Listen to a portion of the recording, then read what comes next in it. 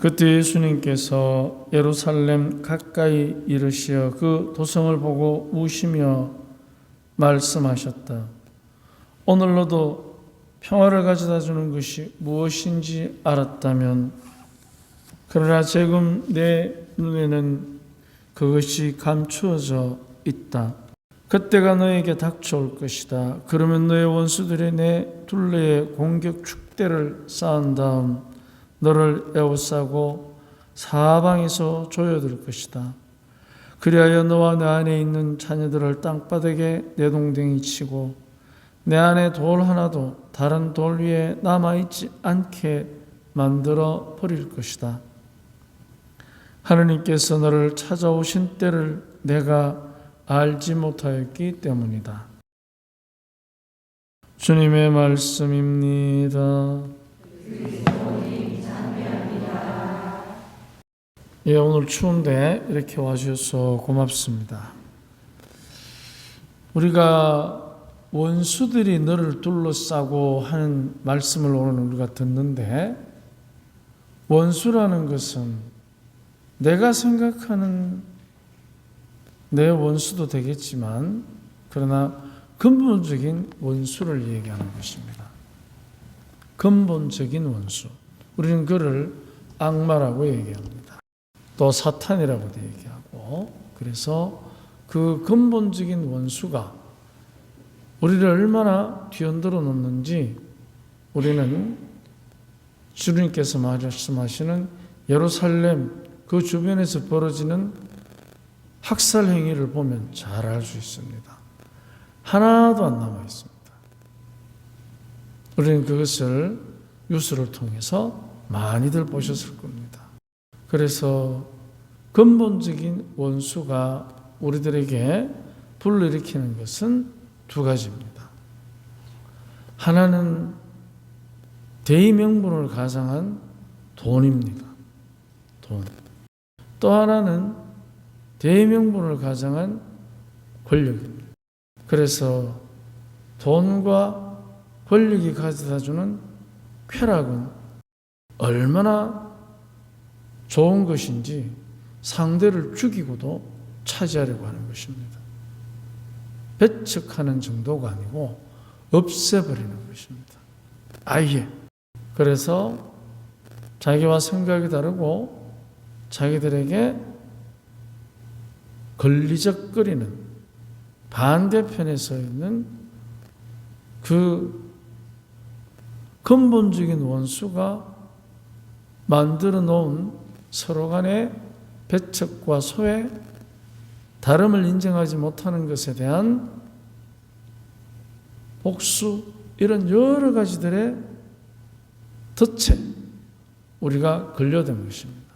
그래서 우리는 쉽게 사람을 미워하거나 앙심을 품거나 회피하게 됩니다.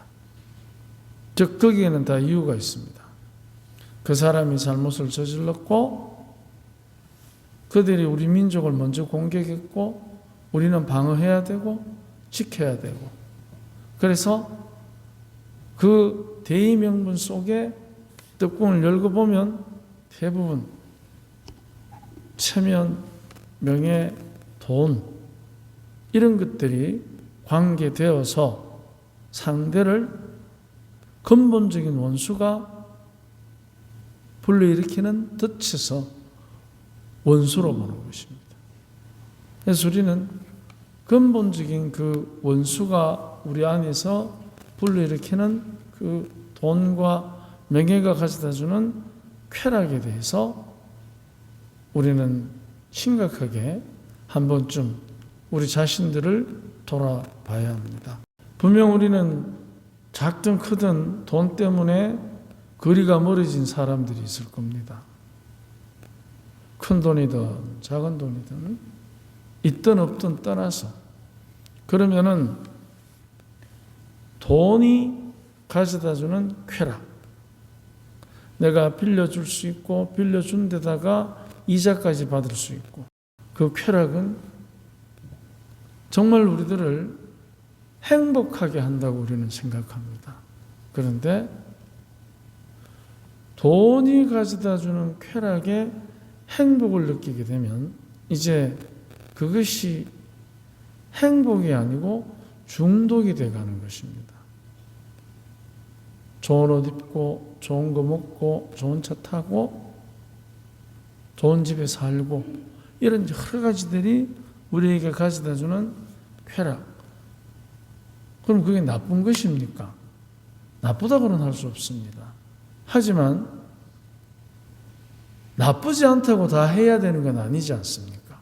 왜냐하면 나쁘지 않다고 해서 나에게 100% 내가 하느님의 자녀로 참다운 사람으로 살아가는데 무조건 도움이 된다는 보장은 없습니다. 왜냐하면 나쁘지는 않지만 그러나 정의롭지 못하고 자비롭지 못할 때가 있습니다.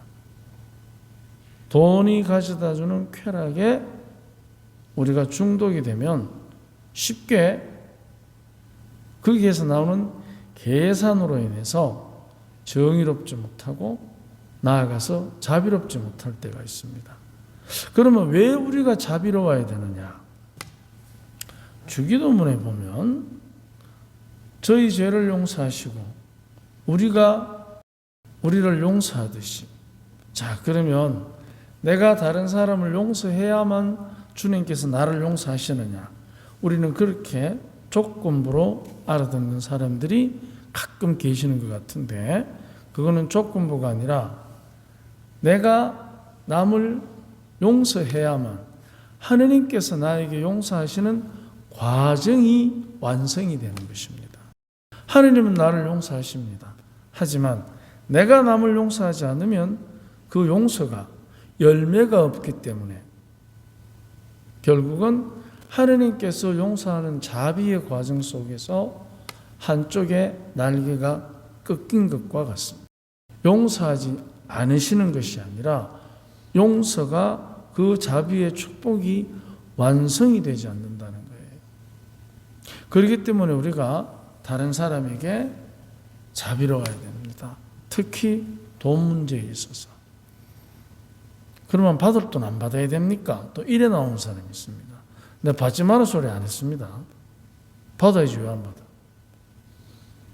그 대신에 그 안에 정의와 자비가 있어야 됩니다. 그거는 본인이 결정하는 것입니다. 지극히 자비로우면 거저 주겠지요. 자비롭지 않고 정의로우면은 받겠지요. 근데 무자비하면 이자를 많이 받겠지요. 부정하면 어떻게 되겠습니까? 덩쳐먹겠죠. 그래서 근본적인 원수가 우리에게 불러일으키는 서로의 원수됨을 이겨내는 우리의 자비가 필요합니다. 권력 역시 마찬가지입니다. 우리는 다 각자의 체면과 명예가 있습니다. 니 뭐라 했노? 체면을 건드리면 자존심에 칼을 갑니다. 니 어제 내한테 뭐라 했노?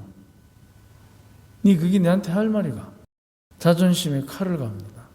그런데 자존심의 칼끝은 남을 향하지 않습니다. 반드시 자기를 향합니다. 그런데 자존감의 끝은 남을 향합니다. 왜냐하면 자존심은 그 칼끝이 자기를 향하는 이유가 왜냐?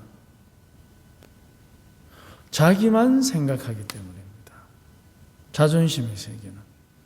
그런데 자존감을 높이면 우리를 생각합니다. 나를 배제하는 것이 아니라 나도 함께 그 안에 있기 때문입니다. 그래서 우리가 체면, 명예가 누군가로부터 흔들릴 때, 건드려질 때 우리는 쉽게 상대에게 당했다는 감정을 갖습니다. 그렇다면 내가 상대에게 당했다는 감정은 누구에게서 오겠습니까? 나는 그렇게 당해야 되는 사람이 아니야라는, 내가 그런 대우를 받아서는 안 된다라는 나만의 교만에서 오는 현실성 없는 기대입니다. 거기에서 체면이 손상되고 내가 왜 이런 대우를 받지 않은 부정적 감정을 갖게 되는 것입니다. 그렇다면 우리가 얘기하는 대의명분,